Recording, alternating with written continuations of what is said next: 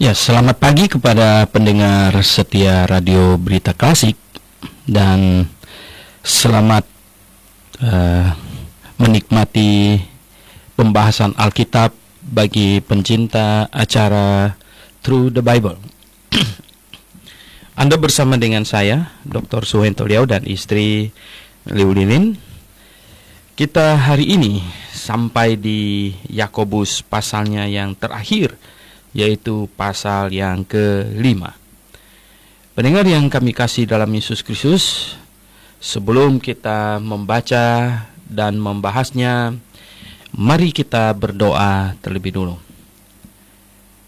Bapa Surgawi, kami telah mempelajari firman-Mu oleh pimpinan-Mu Tuhan sampai di Yakobus pasal yang terakhir.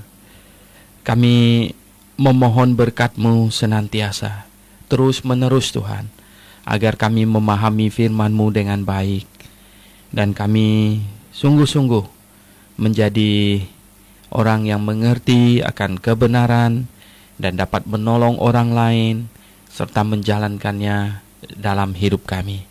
Kami berdoa dalam nama Tuhan Yesus Kristus. Amin.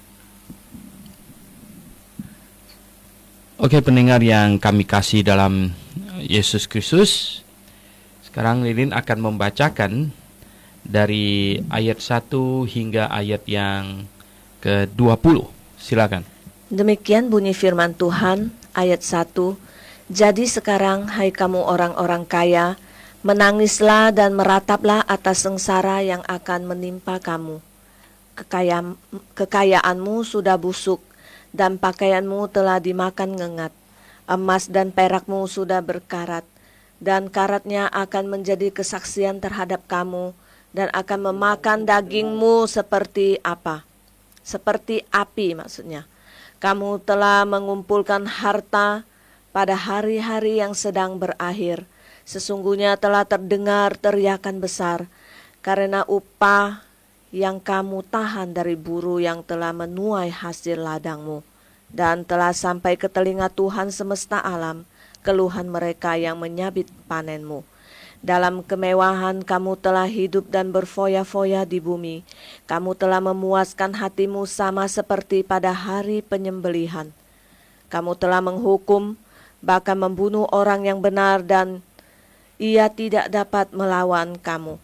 Karena itu, saudara-saudara, bersabarlah sampai kepada kedatangan Tuhan. Sesungguhnya petani menantikan hasil yang berharga dari tanahnya, dan ia sabar sampai telah turun hujan musim gugur dan musim semi. Kamu juga harus bersabar dan harus meneguhkan hatimu, karena kedatangan Tuhan sudah dekat. Saudara-saudara, janganlah kamu bersungut-sungut dan saling mempersalahkan, supaya kamu jangan dihukum. Sesungguhnya hakim telah berdiri di ambang pintu. Saudara-saudara, turutilah teladan penderitaan dan kesabaran para nabi yang telah berbicara demi nama Tuhan. Sesungguhnya kami menyebut mereka berbahagia, yaitu mereka yang telah bertekun. Kamu telah mendengar tentang ketekunan Ayub, dan kamu telah tahu apa yang pada akhirnya disediakan Tuhan baginya, karena Tuhan Maha Penyayang dan penuh belas kasihan. Tetapi yang terutama, saudara-saudara, janganlah kamu bersumpah demi sorga maupun demi bumi atau demi sesuatu yang lain. Jika ya, hendaklah kamu katakan ya. Jika tidak, hendaklah kamu katakan tidak, supaya kamu jangan kena hukuman. Kalau ada seorang di antara kamu yang menderita, baiklah ia berdoa. Kalau ada seorang yang bergembira, baiklah ia menyanyi. Kalau ada seorang di antara kamu yang sakit, baiklah ia memanggil para penatua jemaat, supaya mereka mendoakan dia, serta mengolesnya dengan minyak dalam nama Tuhan. Dan doa yang lahir dari iman akan menyelamatkan orang sakit itu, dan Tuhan akan membangunkan dia. Dan jika ia telah berbuat dosa, maka dosanya itu akan diampuni. Karena itu, hendaklah kamu saling mengaku dosamu dan saling mendoakan, supaya kamu sembuh. Doa orang yang benar bila dengan yakin didoakan, sangat besar kuasanya. Elia adalah manusia biasa sama seperti kita, dan ia telah bersungguh-sungguh berdoa supaya hujan jangan turun, dan hujan pun tidak turun di bumi selama 3 tahun dan 6 bulan. Lalu ia berdoa pula dan langit menurunkan hujan dan bumi pun mengeluarkan buahnya. Saudara-saudaraku, jika ada di antara kamu yang menyimpang dari kebenaran dan ada seorang yang membuat dia berbalik, ketahuilah bahwa barang siapa membuat orang berdosa berbalik dari jalannya yang sesat, ia akan menyelamatkan jiwa orang itu dari maut dan menutupi banyak dosa. Oke, pendengar yang kami kasih dalam Yesus Kristus, Yakobus pasal yang kelima atau pasalnya yang terakhir ya. Yakobus adalah anak Yusuf dan Maria. Kalau kita mau lihat namanya lagi di dalam Injil Matius itu ada di dalam pasalnya yang ke-13 ya. Di dalam Injil Matius pasal yang ke-13 ya. Di ayat yang ke-55 di situ ada nama Yakobus. Ya, bukankah ia ini anak tukang kayu? Bukankah ibunya bernama Maria dan saudara-saudaranya Yakobus, Yusuf, Simon dan Yudas? Jadi ini saudara kandung Tuhan Yesus ya. Dan ditulis surat Yakobus ini boleh dikatakan adalah surat yang sangat awal yaitu di sekitar tahun 45 sampai 50 ketika orang-orang Yahudi yang percaya Tuhan di Yerusalem dianiaya dan mereka berpencar.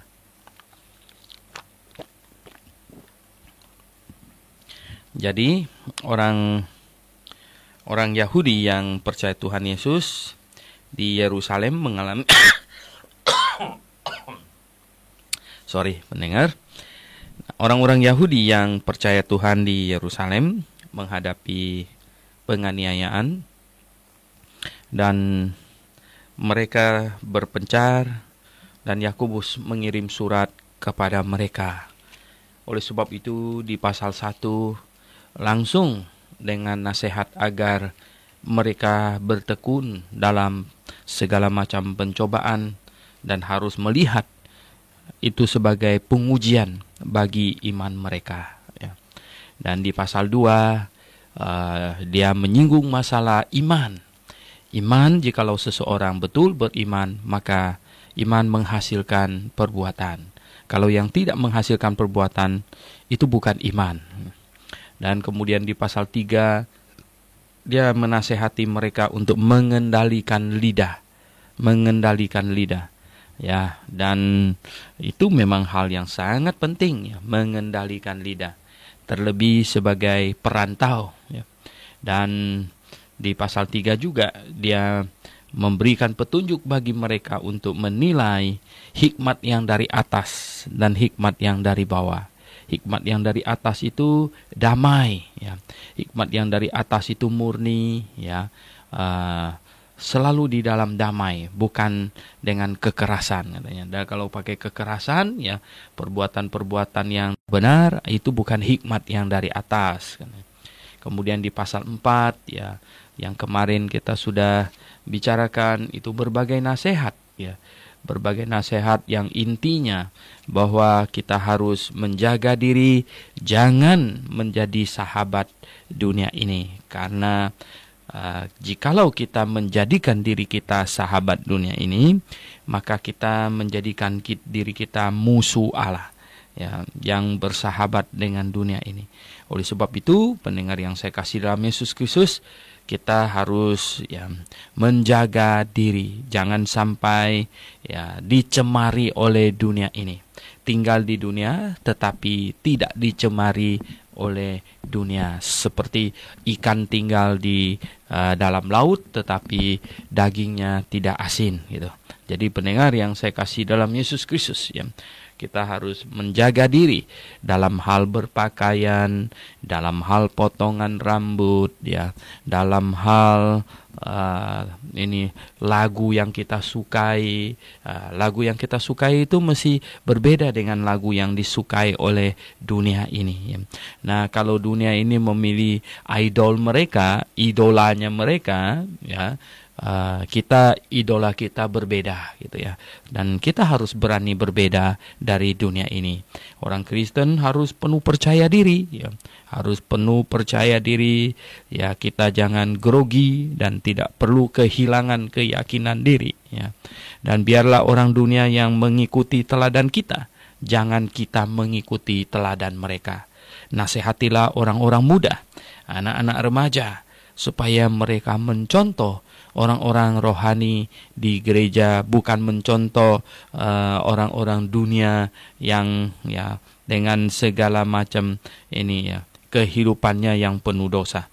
Oke, pendengar yang kami kasihi di dalam Yesus Kristus, di pasal 5 sekarang ini, pasal 5 dikatakan, jadi sekarang hai kamu orang-orang kaya. Wah, ini sekarang Yakobus ini berbicara tentang orang kaya ini, ya.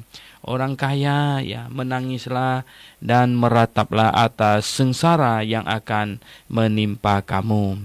Nah, pendengar yang saya kasih dalam Yesus Kristus, sepertinya kalau tidak difahami dengan benar, ini Alkitab banyak ini, ya, mencerca orang kaya, gitu ya. Tetapi sesungguhnya begini, ya, harus difahami dengan baik bahwa, ya, bahwa adalah hal yang bersifat ini, ya, kebiasaan, gitu, kebiasaan di mana orang kalau kaya itu, ya, maka dia mensandarkan, ya, hatinya dan hidupnya pada kekayaannya, ya. Dan orang yang kaya, ya, biasanya lebih sombong, lebih sombong. Ada juga orang kaya yang rendah hati, ya, tapi biasanya kebanyakan orang kaya itu lebih sombong, gitu ya.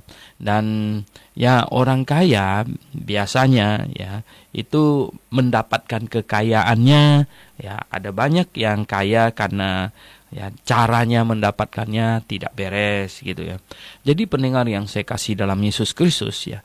Nah, jikalau Anda kaya, cara mendapatkan kekayaannya tidak ada masalah, ya, itu tidak jadi masalah, gitu ya. Dan tentu kalau Anda kaya, ya, jangan sombong juga, gitu.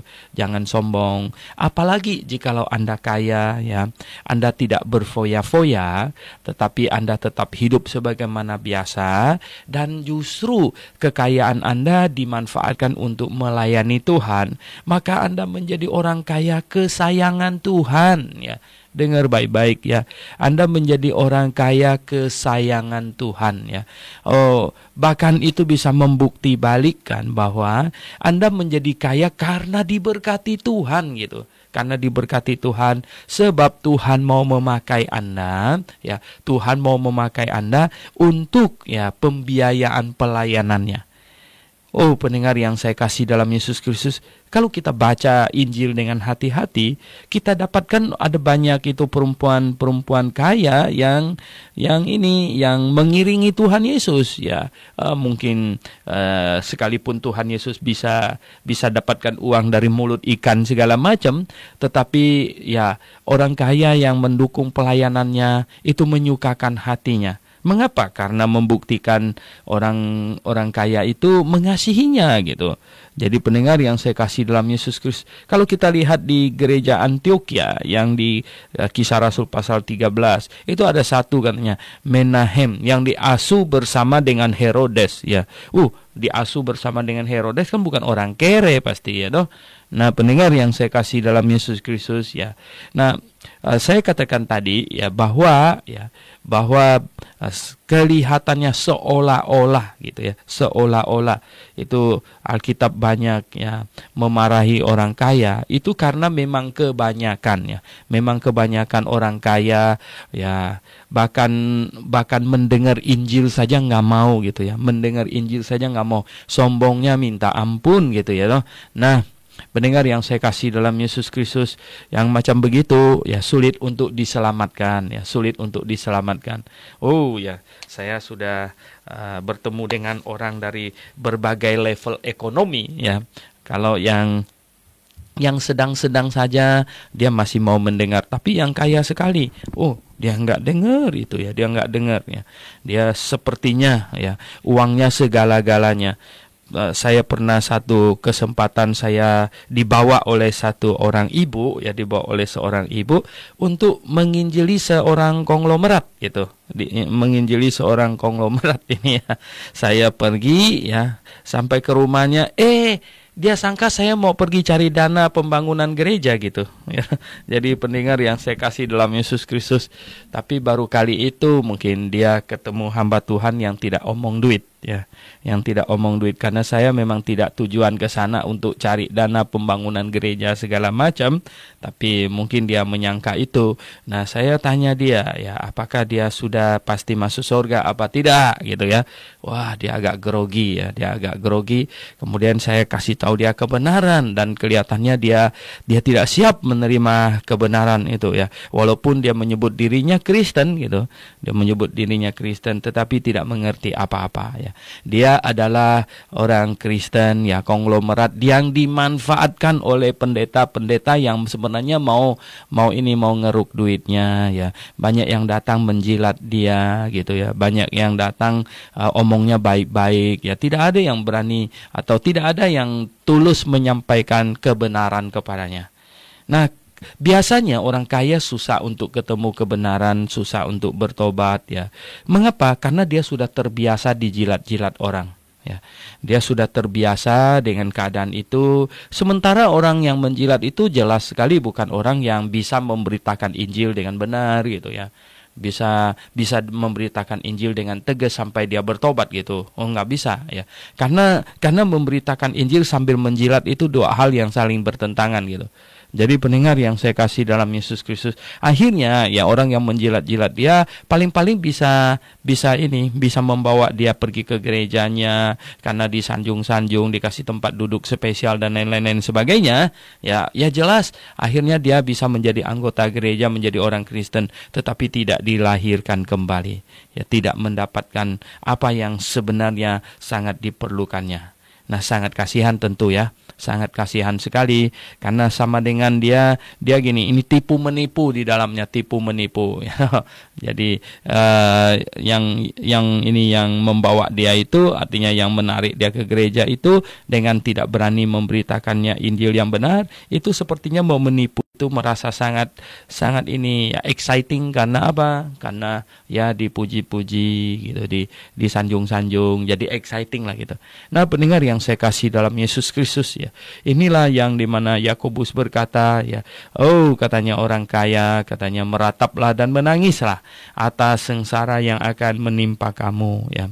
Orang kaya biasanya tidak ada waktu untuk mendengarkan Injil. Saya katakan hatinya kalau dianalogikan dengan sebuah ruangan, itu hatinya sudah seperti ruangan yang sudah penuh sesak, ditaruhin duit gitu. Jadi nggak ada tempat lagi untuk menaruh kebenaran, nggak ada tempat lagi untuk menaruh Injil ke dalamnya. Ya, tidak ada lagi. Nah, pendengar yang saya kasih dalam Yesus Kristus, jadi kalau kita jadi kaya, marilah kita jadi kaya di dalam Tuhan ya. Marilah kita menjadi orang kaya yang dikasihi Tuhan gitu ya. Menjadi orang kaya yang dikasihi Tuhan. Nah, di sini Yakobus mengecam, katanya kekayaanmu sudah busuk dan pakaianmu telah dimakan ngengat, katanya. Pakaian dimakan ngengat karena saking banyaknya ya. Emas dan perakmu sudah berkarat, katanya. Emas dan perakmu sudah berkarat dan karatnya akan menjadi kesaksian terhadap kamu dan akan memakan dagingmu seperti api. Wah, kalau emas sampai berkarat sih sudah gawat itu ya. Karena emas biasanya tidak berkarat gitu ya. Di sini Yakobus ada aja dia ya. Nah, pendengar yang saya kasih dalam Yesus Kristus, tapi ini firman Tuhan ini ya. Dia diilhami ya. Maka itu hati-hati, jangan berpikir aman menyimpannya dalam emas. Emas bisa berkarat ya, dan lain-lain sebagainya. Nah, kamu telah katanya mengumpulkan harta pada hari-hari yang sedang berakhir ya. Karena apa ya? Pada waktu itu kan penganiayaan ketika Yakobus tulis ini, dan kita pun hari ini kita tahu ya, saatnya akan tiba kalau kita sungguh-sungguh berpihak pada kebenaran ya, maka ya kita akan mengalami banyak hal ya, himpitan dan lain sebagainya. Sebab orang-orang yang tidak di dalam kebenaran, mereka memanfaatkan segala cara untuk menekan ya, untuk ini ya, untuk mengatasi ya, untuk ini ya, mengendalikan ya. Mereka ingin menguasai orang-orang yang di dalam kebenaran. Biasanya mereka memakai kekuasaan pedang, mereka memakai kekuasaan pemerintah dan lain sebagainya. Nah, itu ciri khas ya, ciri khas. Kalau Anda lihat gereja atau denominasi yang suka pakai ini kuasa pemerintah ya, yang suka pakai kuasa duniawi ya, yang pokoknya ini kuasa dunia ini yang dipergunakan semuanya itu ya. Nah, itu ciri khas bahwa itu bukan yang milik Tuhan ya. Itu yang milik dunia, karena dia menjadikan dirinya sahabat dunia, maka dia menjadikan dirinya musuh Allah juga. Nah, sesungguhnya katanya telah terdengar teriakan besar karena upah yang kamu tahan dari buruh yang telah ya menuai hasil ladangmu, dan telah sampai ke telinga Tuhan semesta alam keluhan mereka yang menyabit panenmu ya dalam kemewahan. Nah, pendengar yang saya kasih dalam Yesus Kristus, kalau Anda adalah bos orang Kristen, saya katakan ya, maka jadilah bos Kristen yang baik gitu ya, yang sungguh-sungguh ya, memperhatikan anak buahnya dengan baik ya. Oh, saya tidak bisa lupa saya mengenal seorang pengusaha ya, yang sekarang dia marahan sama saya gitu ya. Karena apa? Karena saya dengar ya, wah, bagaimana itu dia bersikap terhadap karyawannya, sampai karyawannya pergi ya, nggak mau kerja sama dia lagi. Itu ijazah masih ditahan segala macam, tidak boleh diambil, sampai mantan karyawannya nggak bisa cari kerja karena ijazahnya ditahan dan lain sebagainya. Oh, pendengar yang saya kasih dalam Tuhan Yesus, bagaimana orang Kristen boleh bertindak seperti begitu ya? Memalukan sekali. Bagaimana berdiri di hadapan Tuhan untuk memberi jawab kepada Tuhan apa yang dikerjakan itu ya. Oh, pendengar yang saya kasih dalam Yesus, saya pikir ya dia akan tahu itu nanti ya, pada saat ya kedatangan Tuhan nanti dia akan tahu, dia akan menyesali semua yang diperbuatnya itu, tapi waktu itu terlambat biasanya. Nah, katanya hidup dalam kemewahan ya, berfoya-foya di bumi, kamu telah memuaskan hatimu sama seperti pada hari penyembelihan katanya. Kamu telah menghukum ya, bahkan membunuh orang yang benar, dan ia tidak dapat melawan kamu ya. Karena kamu kaya, dia tidak dapat melawan kamu, kamu bisa berbuat seenak kamu, sekehendak hatimu. Nah, pendengar yang saya kasih dalam Yesus Kristus ya, kita lihat ini ya, ini pengajaran atau nasihat ya, atau bahkan ini teguran keras yang disampaikan oleh Yakobus ya, Tuhan sampaikan melalui Yakobus kepada orang kaya. Oleh sebab itu, pendengar yang saya kasih dalam Yesus Kristus ya, marilah pertama-tama kita jadi kaya oleh berkat Tuhan ya. Jangan jadi kaya oleh ini ya, oleh segala macam tipu muslihat ya, tipu muslihat ya. Kalau kita menjadi kaya oleh segala macam tipu muslihat, wah, itu tidak benar ya. Maka kekayaan kita itu akan ini ya, menusuk kita terus ya, menusuk kita, akan ya membuat kita malah bukan enak ada dia, malah kita tidak enak ada dia gitu. Jadi pendengar yang saya kasih dalam Yesus Kristus, marilah kita menjadi kaya ya, menjadi kaya di dalam Tuhan, diberkati oleh Tuhan. Dan kemudian kalau kita sudah kaya, ya jangan itu merubah hati kita, jangan membuat kita jadi lebih sombong ya, jangan membuat kita memandang orang dengan mencibir ya, jangan membuat kita menjadi ya jadi ini tidak suka ngobrol lagi sama orang lain, takut orang minjam duit sama kita gitu ya. Kita biasa saja, ya mesti biasa saja gitu loh. Ya enggak. Nah, biasanya kalau ini yang Tuhan tidak suka, kalau jadi kaya kok berubah gitu, sikapnya berubah ya, semuanya berubah. Jangan ya. Mari kita jadi kaya di dalam Tuhan yang baik, yang benar gitu.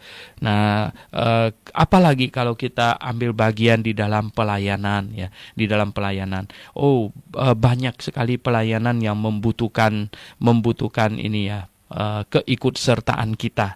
Pendengar yang saya kasih dalam Yesus Kristus, ini radio berita klasik ini ya, ini betul-betul ya, ini radio yang ini ya, diadakan untuk memberitakan kebenaran ya, mengasihi Tuhan begitu ya. Nah, pendengar yang saya kasih dalam Tuhan, kalau Anda diberkati Tuhan ya, mari ya ambil bagian ya, supaya radio ini bisa tetap eksis ya, karena membutuhkan dana yang cukup besar ya. Sementara itu ya, kita tahu bahwa kita tidak ada ini iklan ya, yang kita tidak ada ya sumber pemasukan yang menjadi jaminan ya, tidak ada. Kita hidup ini betul-betul bersandarkan Tuhan ya, radio ini. Saya dengar ya, mereka semuanya ya, ini untung ya, ini radio ini di-handle oleh ya mereka yang mengasihi Tuhan ya, mahasiswa teologi gitu ya. Wah, kalau perlu menggaji penyiar ini yang profesional ya, ini mungkin sudah lama ini tidak mengudara gitu ya. Jadi pendengar yang saya kasih dalam Tuhan Yesus, marilah ambil bagian di dalam pelayanan kepada Tuhan. Nah, pendengar yang saya kasih dalam Tuhan, kita lihat di sini di ayat 7 katanya, karena itu saudara-saudara ya, bersabarlah sampai kepada kedatangan Tuhan. Kita harus bersabar ya.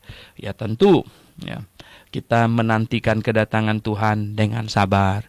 Dan kalau Tuhan belum datang sampai akhir hidup kita, ya kita sabar sampai ya nafas kita yang terakhir ya, dengan penuh pengharapan, dengan penuh keyakinan, dengan sungguh-sungguh hati ya.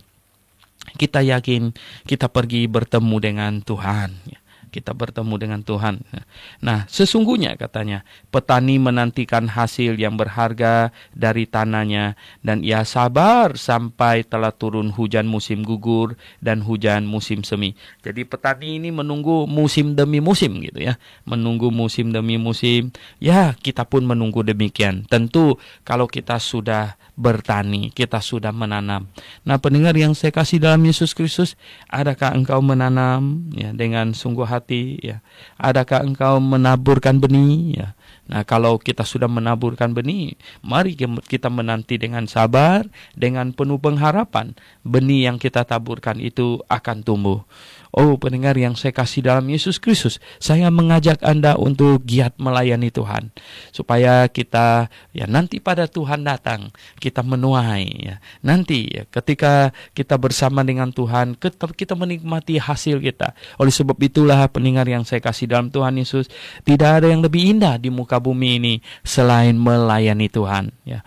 Melayani Tuhan, melayani Tuhan gajinya tinggi, paling tinggi. Nah, karena apa? Sebenarnya saya pun belum terima gaji ya. Yang diterima di dunia ini hanyalah operation fee gitu ya. Jadi hanya biaya operasi saja. Tapi gaji yang sesungguhnya belum terima, nanti terima di sana. Ya, jadi yang dipakai sekarang ini adalah biaya operasi. Ya, memang biaya operasi juga perlu, tapi gajinya belum diterima. Jadi pendengar yang saya kasih dalam Yesus Kristus, mari kita menabur supaya nanti kita dengan sabar, dengan tekun kita menanti katanya. Nah, kamu juga harus bersabar katanya. Bersabar dan harus ya meneguhkan hatimu. Jadi bersabar sambil meneguhkan hati, karena kedatangan Tuhan sudah dekat ya. Oh ya, Yakobus mengingatkan kedatangan Tuhan sudah dekat. Sampai hari ini hampir 2000 tahun kok Tuhan belum datang-datang. Nah, pendengar yang saya kasih dalam Yesus Kristus, sebenarnya bukanlah masalah kita Tuhan itu datang kapan. Sebab Tuhan menunda kedatangannya pun tidak jadi masalah. Toh kita yang pergi juga kepadanya gitu. Setelah kita sekian puluh tahun hidup di dunia ini. Seperti Yakobus juga, ya Tuhan tidak datang tapi Yakobusnya yang pergi ke sana. Nah, pendengar yang saya kasih dalam Tuhan, maka demikianlah kita harus bersikap itu ya. Nah, di ayat yang ke-9 dia berkata, saudara-saudara, janganlah kamu bersungut-sungut dan saling mempersalahkan. Ya, bersungut-sungut itu hal yang tidak baik ya. Karena apa? Karena bersungut-sungut itu langsung atau tidak langsung itu menyatakan tidak puas kepada Tuhan, menyatakan ketidakpuasan kita kepada Tuhan. Oleh sebab itu jangan bersungut-sungut dalam keadaan apapun juga. Naikkanlah ucapan syukur kepada Tuhan ya. Karena kesusahan manusia di muka bumi ini, paling-paling ya. Kesusahan manusia di muka bumi ini paling-paling yang menyebabkan kita mati gitu. Mati. Ya, apalah itu ini ya ditakutkan. Apalah yang perlu ditakutkan kalau mati itu kita pergi ke surga bersama dengan Tuhan, ya no? Oleh sebab itu orang Kristen yang sudah pasti masuk surga, kita mentertawai kesusahan ya. Karena kesusahan itu ya sesusah-susahnya sampai tidak ada makanan ya sekian puluh hari nggak ada makanan ya mati gitu ya no? Mati kita pergi ke surga. Nah, kalau mati masuk neraka ya, wah itu ngeri itu ya. Itu ngeri. Oleh sebab itu pendengar yang saya kasih dalam Tuhan, mari ya kita sungguh ya bertekun ya. Kedatangan Tuhan sudah dekat ya, kita tidak boleh bersungut-sungut dan saling mempersalahkan supaya kamu jangan dihukum katanya ya. Nah, sesungguhnya hakim telah berdiri di ambang pintu. Dia akan menghakimi. Tuhan Yesus akan menghakimi setiap orang yang percaya kepadanya. Allah Bapa akan menghakimi orang yang tidak percaya kepada Tuhan Yesus ya. Nah, saudara-saudara katanya, turutilah teladan penderitaan dan kesabaran para nabi yang telah berbicara demi nama Tuhan ya. Oh, para nabi itu sudah bersabar menghadapi penderitaan ya. Bersabar. Elia luar biasa ya, bersabar. Nah, apakah Tuhan melupakan mereka? Oh, tidak ya. Tidak. Tuhan menyiapkan bagi mereka upah yang sudah sesuai dengan takarannya gitu. Nah, katanya ini sesungguhnya kami menyebut mereka berbahagia. Siapa itu? Wah, para nabi yang telah menderita sedemikian pula, yaitu mereka yang telah bertekun, katanya para nabi. Kamu telah mendengar tentang ketekunan Ayub ya. Mendengar ketekunan Ayub. Nah, pendengar yang saya kasih dalam Tuhan Yesus, wah, Ayub kalau kita baca ngeri juga ya. Ngeri juga ya. Dari konglomerat sampai ya ini ya engkong yang melarat gitu dia. Nah, pendengar yang saya kasih dalam Tuhan, dia sungguh bertekun. Tapi di dalam kesusahannya itu, dia tidak mengeluarkan sepatah kata pun yang salah, ya, yang menyalahkan Tuhan. Ya, luar biasa. Oleh sebab itu, pendengar yang saya kasih dalam Yesus Kristus, jangan Anda baru susah sedikit saja, belum 1/1000 dari Ayub, sudah ngomel-ngomel, marah kepada Tuhan. Ya, jangan. Ya. Tapi Ayub sesusah itu, dia tidak marah kepada Tuhan. Dan katanya, kamu telah tahu apa yang pada akhirnya disediakan Tuhan baginya, bagi Ayub. Wah, luar biasa ya.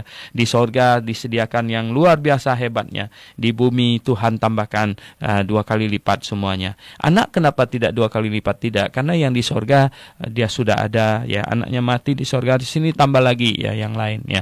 Tambah lagi 10. Nah, pendengar yang saya kasih dalam Yesus Kristus, kita lihat katanya Tuhan yang maha penyayang dan yang penuh belas kasihan ya. Oke, pendengar yang saya kasih dalam Tuhan. Nah, sekarang kita lihat di ayat yang ke-12 katanya.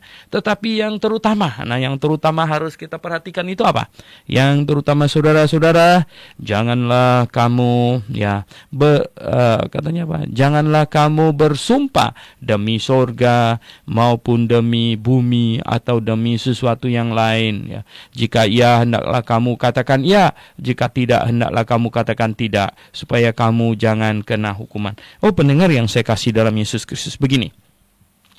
Orang Kristen itu harus membangun image ya, membangun image bahwa kita ini orang yang jujur ya. Orang yang jujur, orang yang iya bilang iya, tidak bilang tidak. Nah, kalau terbangun image kita ini, ya, kalau saya bilang iya, kalau saya bilang tidak. Jadi kita tidak perlu bersumpah. Tidak ada orang yang minta kita bersumpah, ya. Karena saya berkata iya, saya berkata tidak, gitu ya. Jadi pendengar yang saya kasih dalam Yesus Kristus. Nah, mengapa orang suruh sumpah? Misalnya teman kamu, ya, kamu tanya, ya, kemarin kamu ada mampir di sini ya? Ada nggak? Oh, enggak. Nah, sumpah katanya. Mengapa disuruh begitu? Karena sebenarnya dia tidak percaya akan omongan kamu. Dia tidak percaya, ya. Kalau dia percaya, tidak langsung ya sudah. Berarti dia percaya gitu. Nah, kalau dia minta sumpah, dia tidak percaya gitu ya. Misalnya sekarang kamu bilang, kalau sudah reputasinya sudah sangat tidak dipercaya, bukan hanya perlu sumpah, perlu sandera macam-macam. Misalnya kamu bilang sama teman kamu gini, saya pergi ke sana, kamu tunggu di sini ya, saya pergi ke sana, nanti saya kembali lagi ke sini ya. Ya kalau teman kamu percaya, dia bilang oke, pergilah. Tapi kalau dia tidak percaya, dia bilang apa? Yang benar kamu kembali nggak? Ya, kembali. Sumpah ya. Nah, disuruh sumpah. Ya, sumpah saya kembali. Nah, lalu sini, tasnya ditinggal di sini katanya. Itu lebih tidak percaya lagi gitu. Berarti pendengar yang saya kasih dalam Yesus Kristus, kalau orang Kristen sampai reputasinya macam begitu, ya, itu kan tidak baik. Itu sebenarnya membuktikan bahwa kita orang yang tidak dapat dipercayai. Omongan kita tidak bisa dipegang gitu. Mestinya kita berkata iya di atas ya, tidak di atas tidak. Nah, dengan reputasi bahwa kita selalu ya, tidak gitu, maka tidak perlu ada sumpah-sumpahan segala macam, ya. Apa yang saya omong begitu ya begitu, ya. Jangan pakai sumpah-sumpah, bilang ya. Omongan saya bisa dipegang. Mesti orang Kristen mesti membangun reputasi yang baik gitu ya. Oke, kemudian di ayat yang ke-13, kalau ada seorang di antara kamu, katanya, yang menderita, ada seorang di antara kamu yang menderita, baiklah ia berdoa. Ya, kalau kita menderita, kita berdoa, Tuhan, ya, kita sampaikan kepada Tuhan segala macam keluh kesah kita berdoa, kita sampaikan kepada Tuhan. Tuhan Bapa yang penuh belas kasihan, Bapa yang memperhatikan kita, kita sampaikan kepadanya. Baiklah kita berdoa, ya. Dan ya kita ini ya, serahkan kepadanya, ya, hidup kita. Ya tentu kita harus berusaha supaya Tuhan berikan kita hikmat, akal budi. Mungkin Tuhan menolong kita mengatasi kesusahan kita bukan dengan seperti kayak pakai helikopter gitu, duit jatuh gitu ya, satu tumpukan besar jatuh di atas atap rumah kita, jebol sampai masuk ke dalam gitu, bukan ya. Mungkin cara Tuhan menolong kita adalah dengan memunculkan ide di dalam pikiran kita, bahwa begini lebih baik, begitu lebih baik. Tuhan menolong kita di dalam berusaha dan lain sebagainya. Intinya ya, pertolongan Tuhan tidak akan menjadikan kita pemalas gitu. Ya, jadi Tuhan mau menolong kita, tapi Tuhan mau menolong kita dengan cara bukan yang bisa menjadikan kita pemalas gitu. Nah, baiklah kita berdoa katanya. Terus kalau ada seorang yang bergembira, ya, baiklah ia menyanyi. Oh ya, kalau kita bergembira, marilah kita menyanyi, memuji Tuhan, ya. Tapi kegembiraan yang ditimbulkan oleh Tuhan, ya, yang oleh Roh Kudus di dalam hati kita, lalu kita nyanyikan lagu duniawi, jadi bertentangan pula, ya. Oleh sebab itu, pendengar yang saya kasih dalam Yesus Kristus, marilah kita menyanyi dengan lagu yang menyenangkan hati Tuhan, ya. Lagu yang menyenangkan hati Tuhan itu yang bagaimana? Pendengar yang saya kasih dalam Yesus Kristus, Anda perlu mendengar uraian Sabtu malam yang disampaikan oleh Andrew Liao, ya, tentang lagu yang menyenangkan hati Tuhan. Nah, pendengar yang saya kasih dalam Tuhan Yesus, tentu ya kata-katanya harus yang sesuai dengan kebenaran Alkitab. Alkitab kata-katanya ya. Nah, tentu irama musiknya adalah irama yang benar, yang baik ya, bukan irama rock, irama pop ya. Mengapa? Karena irama itu semuanya, tiap-tiap irama itu ada maksudnya. Bahkan ada musik untuk penyembahan iblis ya tuh. Musik penyembahan iblis itu ada ya. Dan kita memakai jenis musik yang menyenangkan hati Tuhan. Ya, lagu-lagu himne itu adalah lagu-lagu salah satu ya. Itu adalah salah satu model lagu musik yang menyenangkan hati Tuhan. Pendengar yang saya kasih dalam Yesus Kristus, yang saya sangat sukacitakan adalah bahwa lagu Indonesia Raya itu himne ya, dikarang oleh Wage Rudolf Supratman, itu himne ya.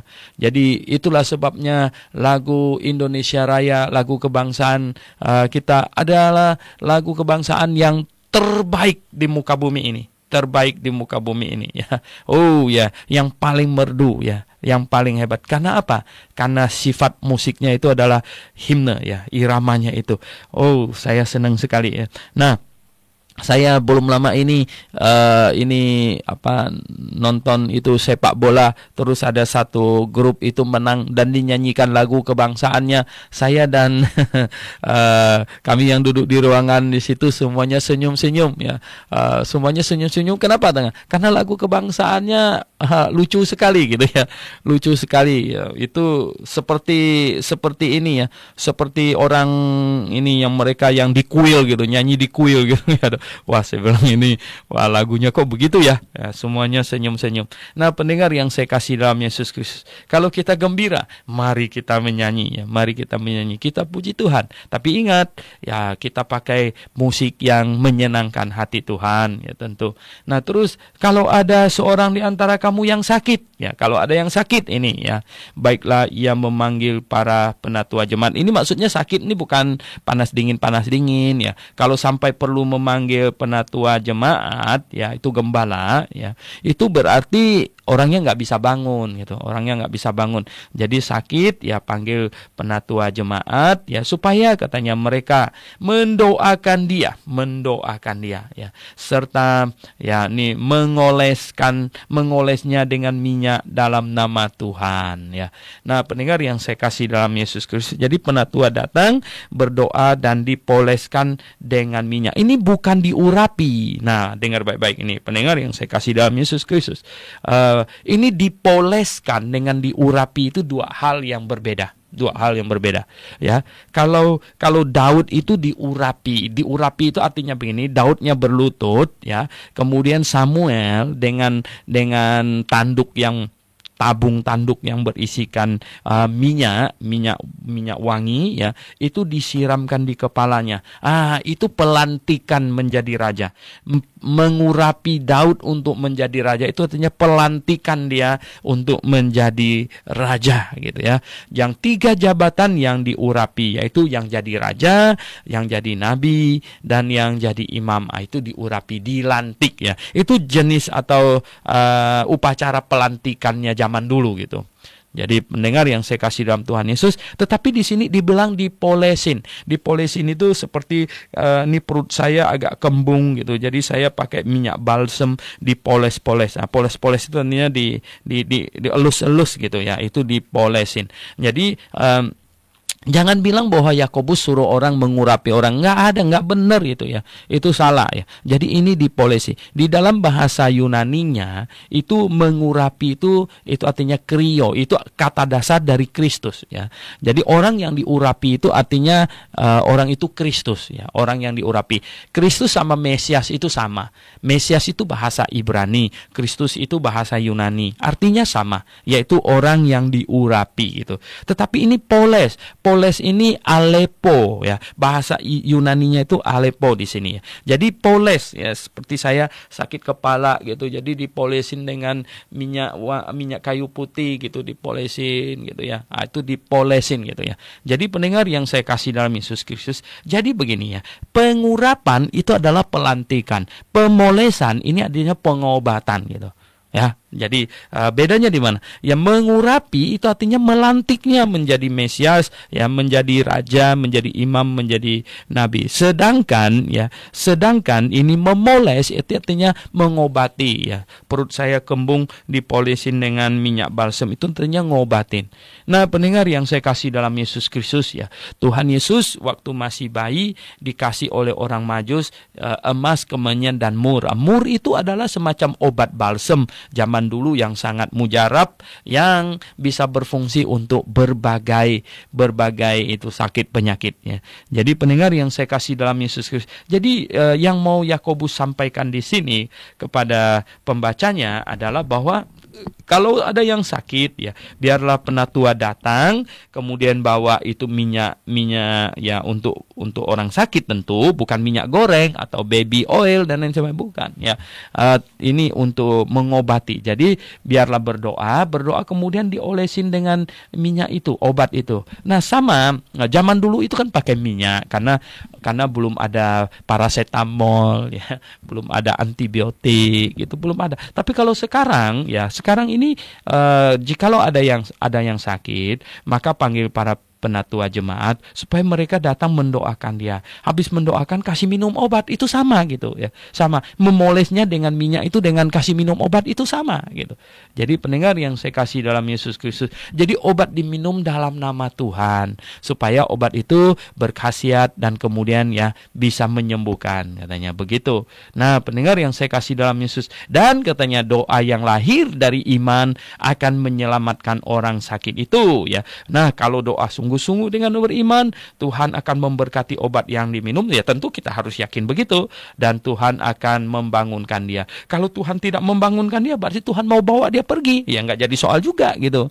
Nah, pendengar yang saya kasih dalam Tuhan, dan jika ia telah berbuat dosa, nah tentu kita tanya, kalau kamu sudah berbuat dosa, akuilah, ya, di hadapan Tuhan, ya, akuilah dosamu. Jikalau kita berdosa, kita mengakunya, ya, bukan menyimpannya, kita mengakunya, karena kita semua dosa kita sudah ditanggung oleh Tuhan Yesus.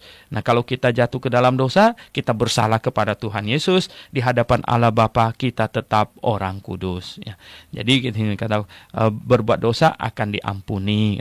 Karena itu hendaklah kamu saling mengaku dosa dan saling mendoakan, ya kan? Saling mengaku dosa dan saling mendoakan, ya, supaya kamu sembuh, ya, supaya kamu sembuh, ya.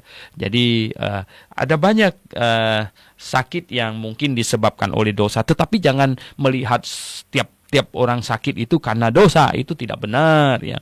Itu mungkin karena genetika, ya, penyakit karena virus, kuman dan lain sebagainya. Ada banyak, ya. Tidak semua sakit itu karena dosa. Tetapi ketika kita mau meminta berkat Tuhan, mau minta kesembuhan Tuhan, kita mau minta Tuhan memberkati obat, ya, masakan kita tidak mengaku kita sudah salah kalau memang kita sudah salah gitu loh. Nah, pendengar yang saya kasih dalam Yesus, oleh sebab itu, ya, di setiap doa kita, ya, kalau kita ingat kita ada salah, kita mengaku, itu adalah hal yang menyenangkan hati Tuhan, ya.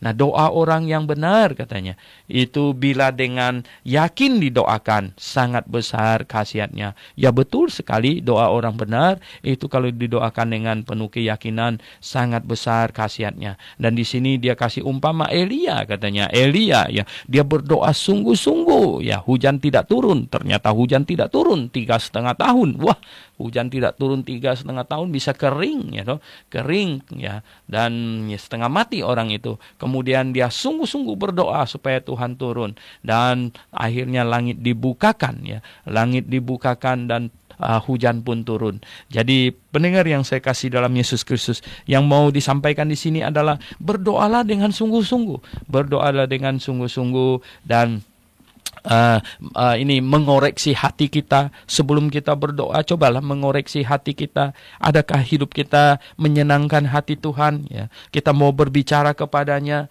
kita mau menyampaikan permohonan kepadanya, ya. Adakah kita hidup mematuhi firman-Nya, menyenangkan hatinya, ya.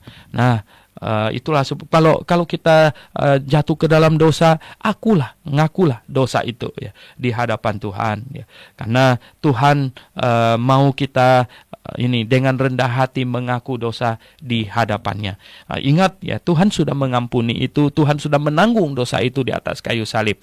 Tetapi Dia mau kita dengan rendah hati mengakunya. Lalu mengapa kalau diampuni kok sudah diampuni kok masih mau ngaku lagi, kenapa? Nah, masalahnya itu gini ya, supaya kita ya malu melakukannya lagi, mengulanginya lagi. Jadi kita mengaku, Tuhan ya, Tuhan saya mengaku salah, ya tadi saya bohong itu teman saya lagi ya. Jadi kalau kita mengaku begitu ya, maka lain kali lagi kita ketemu teman itu lagi, kita kepingin bohong dia lagi, kita ingat, aduh saya kan baru mengaku ya 2 hari yang lalu gitu. Jadi yang mengaku dosa itu bukan berarti dosa yang lupa diakui lalu Tuhan tidak ampuni, bukan, tetapi supaya kita makin kudus di hadapan Tuhan, gitu, makin kudus. Nah, di sini katanya. Kemudian di ayat yang 19 katanya, saudara-saudaraku, jika ada di antara kamu yang menyimpang dari kebenaran. Nah, bisa nggak orang Kristen menyimpang dari kebenaran? Ternyata di sini kasih tahu bisa ini ya, menyimpang dalam kebenaran, ya. menyimpang dari kebenaran, ya. Menyimpang dari kebenaran, dan ada seorang yang membuat dia berbalik, gitu. Oh, pendengar yang saya kasih dalam Yesus Kristus, ini satu keterangan yang sangat bertentangan dengan teologi Calvinistik ini ya. Nah, mereka ada banyak di antara mereka yang percaya itu one save always save katanya. Sekali diselamatkan sudah selamat katanya. Sudah selamat. Nggak ada masalah apa lagi. Pendengar yang saya kasih dalam Yesus Kristus ya. Tadi malam saya bertemu dengan penginjil Kurnia Kristanto itu ya. Saya karena dia salah satu dosen di sini, dia bilang dia ketemu dengan seorang ibu ya, dia ketemu dengan seorang ibu yang suaminya sekarang tidak mau ke gereja, sementara dulu dia orang yang giat sekali, ya. Sampai begitu mengasihi Tuhan, sampai rumahnya dijadikan tempat kebaktian dan lain sebagainya, tapi sekarang dia nggak dia nggak mau ke gereja dan lain sebagainya. Tahu nggak katanya dia pikir apa? Dia bilang apa? Kan saya sudah diselamatkan. Sekali saya sudah diselamatkan, dia bilang. Apapun yang terjadi saya sudah pasti selamat. Saya mau masuk agama lain, mau pergi kemana, ya mau berbuat apa saja, saya sudah diselamatkan katanya. Wah, katanya begitu loh Pak, dia punya konsep loh katanya.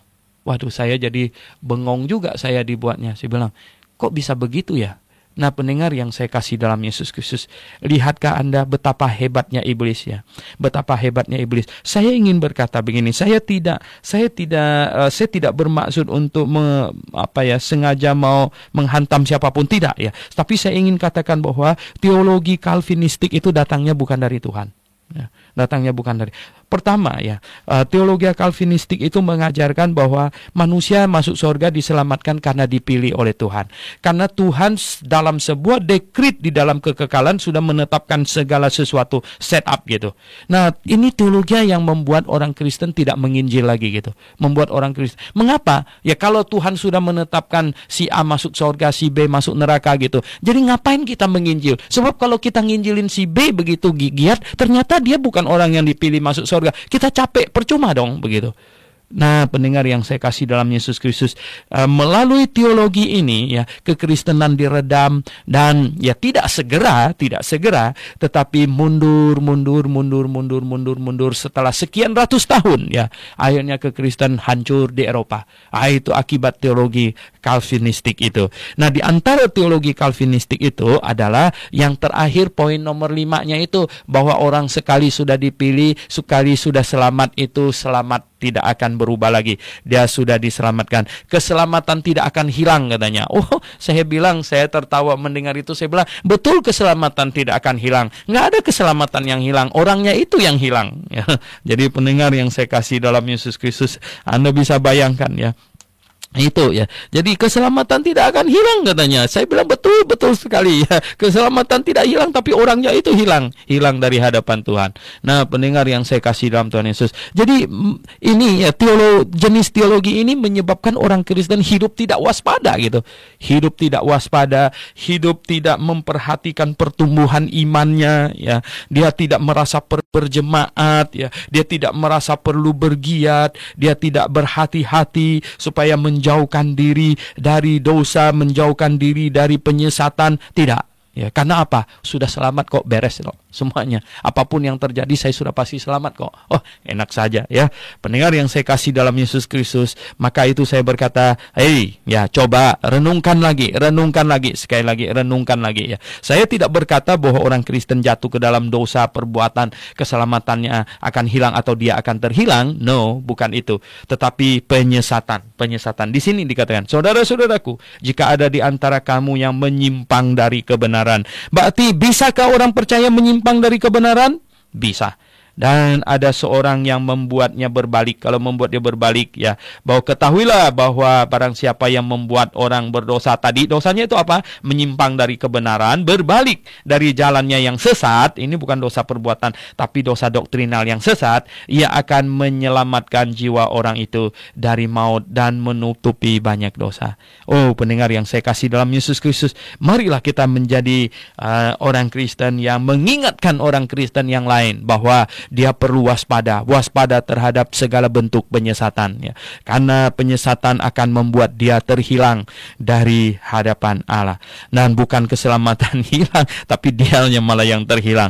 Jadi pendengar yang saya kasih dalam Yesus Kristus, inilah yang harus kita usahakan di akhir zaman ini terutama, ya. Karena penyesatan intensitasnya makin tinggi, ya. Dan dunia menyedot kita sedemikian rupa supaya kita tidak makin dekat kepada Tuhan. Mari kita berdoa. Bapa di sorga, puji hormat kami naikkan padamu Tuhan atas kasih karunia-Mu. Tuhan, kiranya Engkau memberkati apa yang telah kami usahakan, apa yang telah kami kerjakan Tuhan. Firman-Mu ditaburkan. Tuhan berkatilah biar dia bertumbuh dengan subur. Dia tumbuh dan dia sungguh menghasilkan buah yang lebat. Tuhan, terima kasih. Kami berdoa dalam nama Tuhan Yesus Kristus. Amin.